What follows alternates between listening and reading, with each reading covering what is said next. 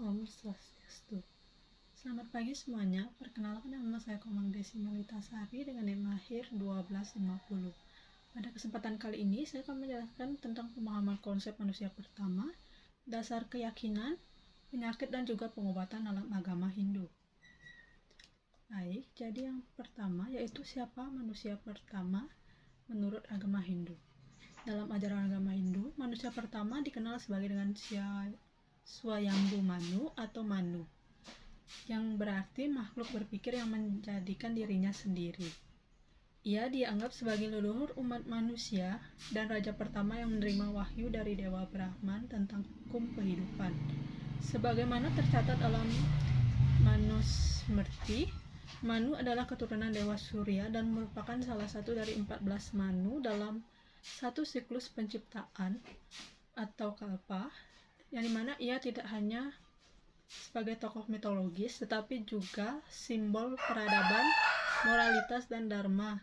Kisahnya juga muncul dalam Purana, termasuk cerita banjir besar di mana ia diselamatkan oleh inkarnasi Dewa Wisnu untuk memulai kembali peradaban. Yang kedua, apakah dasar keyakinan agama Hindu? Jadi, di dalam agama Hindu terdapat dasar keyakinan yang disebut dengan Pancasrada. Pancasrada merupakan kalimat yang berasal dari bahasa Sanskerta, yaitu panca yang artinya 5 dan srada yang artinya kepercayaan. Jadi, Pancasrada artinya adalah 5 kepercayaan atau keyakinan yang harus diyakini oleh setiap pemeluk Hindu, dan berikut merupakan bagian-bagian dari Pancasrada. Yang pertama ada Brahman, yang artinya umat Hindu percaya pada satu Tuhan.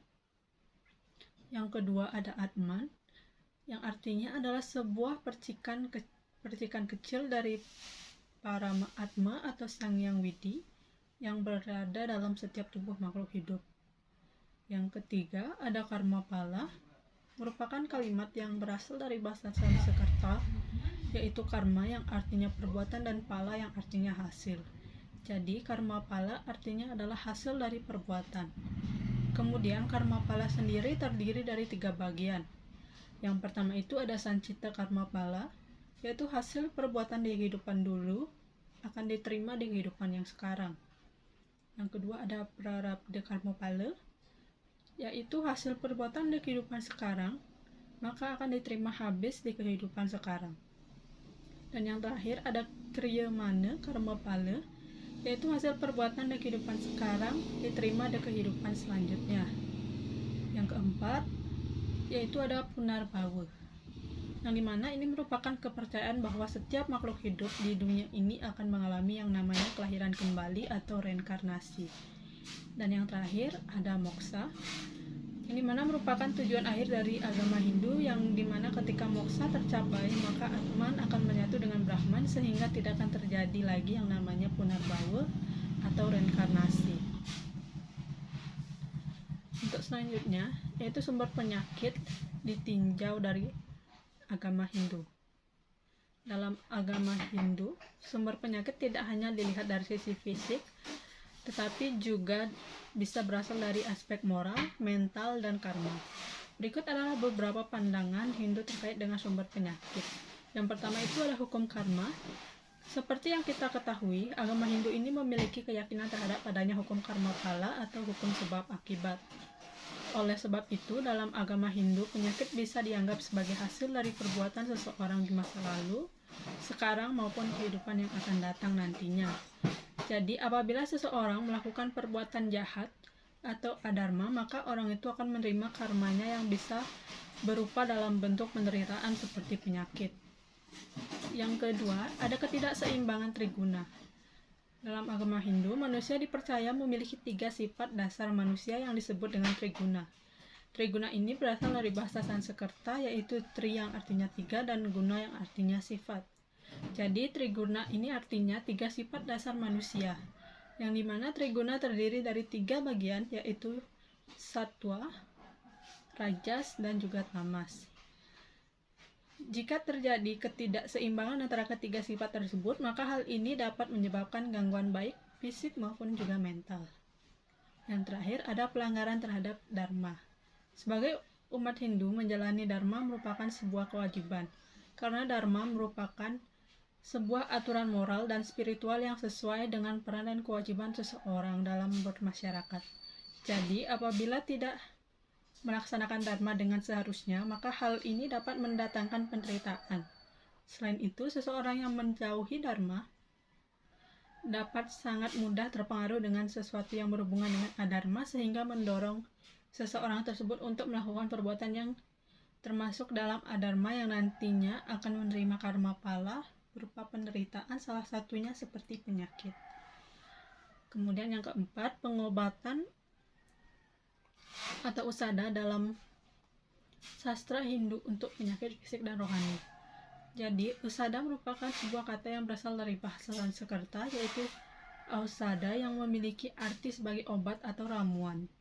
Kemudian, dalam konteks Hindu Bali, usada merupakan pengetahuan tentang ilmu pengetahuan tradisional Bali yang sangat dipengaruhi oleh ajaran Hindu.